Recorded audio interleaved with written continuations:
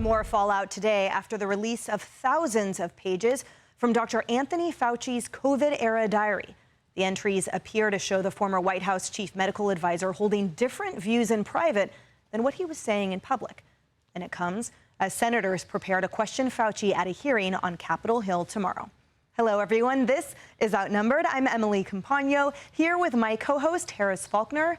And also joining us today, Kennedy, host of the Kennedy Saves the World podcast, Lisa Booth, Fox News political analyst, and Griff Jenkins, co-host of Fox and Friends Weekend.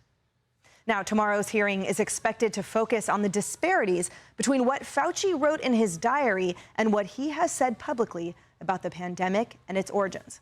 In one entry from 2020 about a potential lab leak, Fauci wrote, quote, "They bring up the possibility that this could have been deliberately inserted and either accidentally released or deliberately released by a crazy person in the lab, the former being the most likely." Now we know the market was not the source. It was the amplifier. But when asked about that in public a couple years ago, Fauci had a far different take.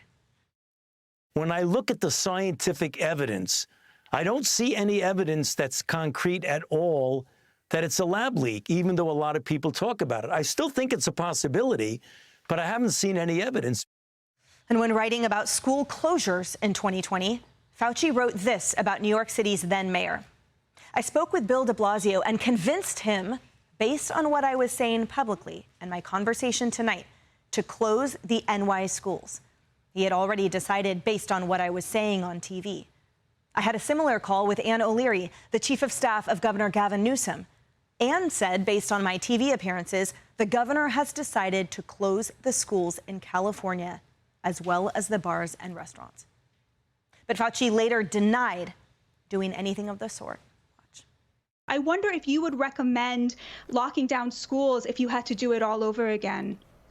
Well, you know, again, it's first of all, I didn't recommend locking anything down. You're asking me questions. You're talking about the CDC is the public health agency that uses their epidemiologists and their science-based approach to make recommendations.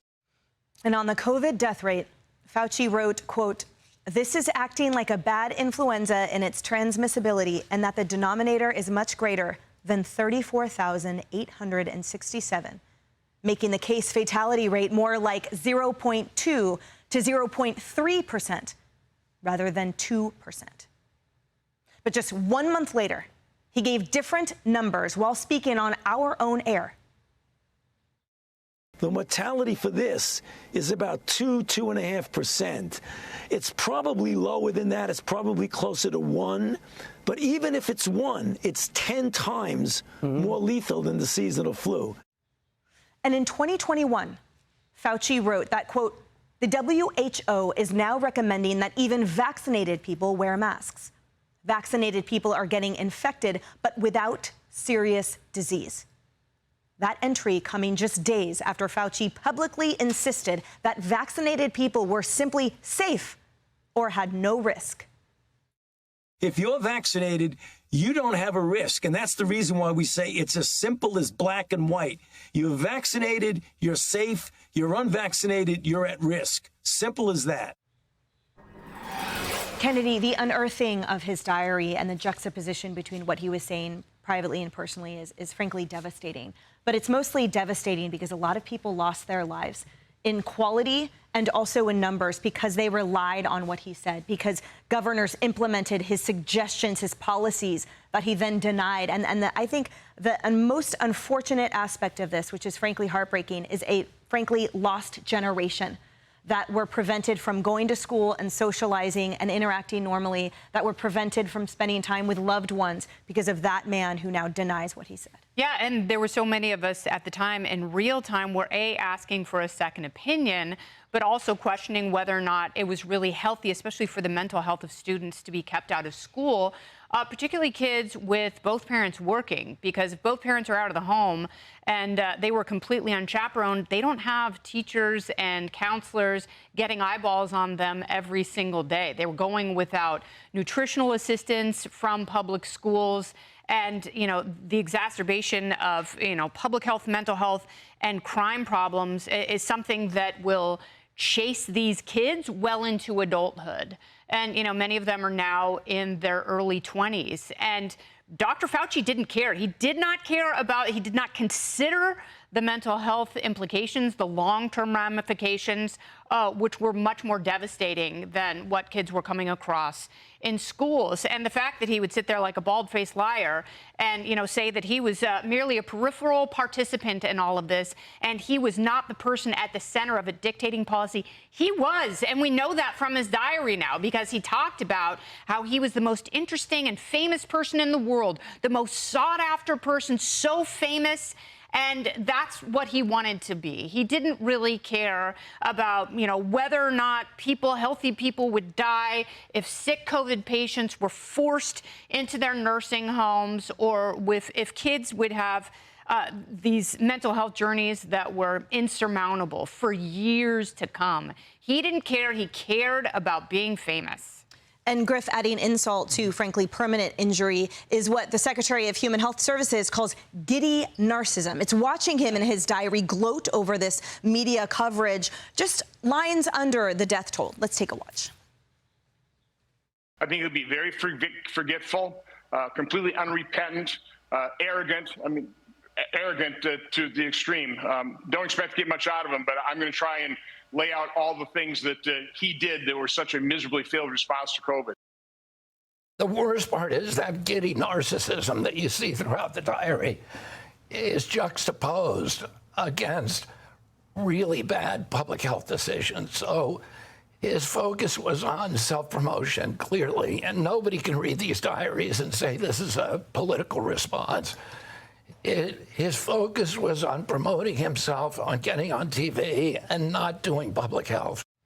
And Secretary Kennedy's right. I mean, the ego, the narcissism, the glory, fame-seeking that Kennedy was talking about, it would be comical if it weren't so damn serious in the damage that it did. And even going back to Senator Johnson's, that clip you played, you know, it's going to be fascinating to see how the committee does this tomorrow morning, because as you laid out in the intro to this is going to be a different kind of hearing, because we're going to show what you wrote. Here's what you said. It undermined public trust in our institutions, and you gave advice. You told us that we should double mask when we didn't need a mask. You canceled Thanksgiving, then you went and had dinner with Jake Tapper. What's going to be fascinating also to watch is what the Democrats do. On this committee, Gary Peters is a ranking Democrat, but you've also got John Fetterman. You've got Alyssa Slotkin. Will Democrats finally bust the 6 years of covering for him in the positions he's taken privately, which contradict directly what he told the country to do? Will they call him out, or will they try and defend him? I think the fireworks might fly on the Democrat side. Senator Slotkin should. I'm sorry. Gretchen Whitmer, the Michigan governor, she was just as bad as Cuomo at forcing sick elderly patients back into nursing homes, and a lot of people in Michigan died. So she should. And you're already seeing, by the way, Scott Gottlieb, if I could just add, who was Fauci's biggest defender back in the day, was on another channel, CNBC, yesterday, saying, this is bad. This looks bad. And particularly disappointing was the fact that we now know he was suppressing alternative opinions about the origins. Although, excuse me for a second, Lisa, because I want to make sure, because what viewers watched just then.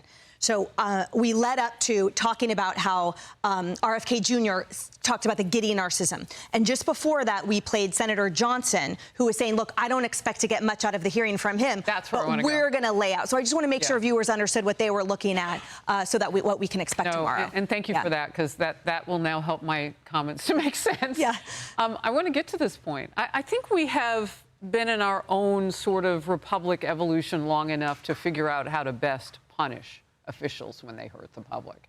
Do we all have to join a class action lawsuit, or is there a mechanism rather than a shame fest on Capitol Hill? Because if nothing comes about, if we only elevate his status in the public even more, his ego's fed either way. He doesn't care if you love him or you hate him. He's known. He's the most famous man in the world at one point. He wasn't saying that people loved him. He said he was famous. I'm concerned that that's what we're going to do. And look, we'll cover it from stem to stern. Everybody wants to see the hearing. There are going to be a lot of facts that are checked in that, and I love that. But this man literally lied to us, caused those of us who are responsible to the public to say what he was saying was true.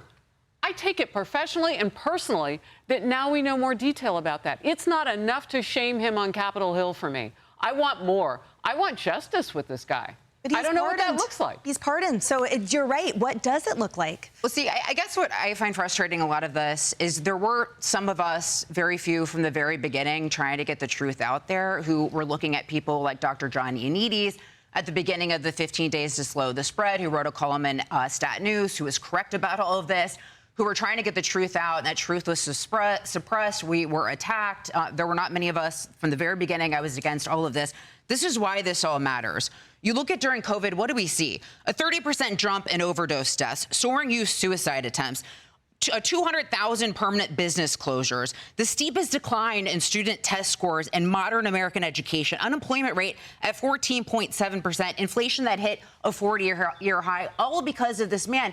When he said, "I am the science," he was the face of our pandemic response to all of this. He was the one, and then privately acknowledging the truth, publicly saying the other. And mind you, a lot of this stuff happened before the 15 days to slow the spread, when he was trying to downplay the fact that this likely came from the lab.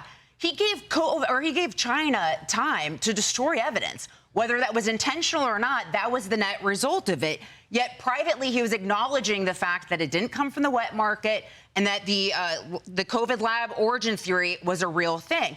Also, he was privately acknowledging that the fatality rate was much less than he was saying publicly.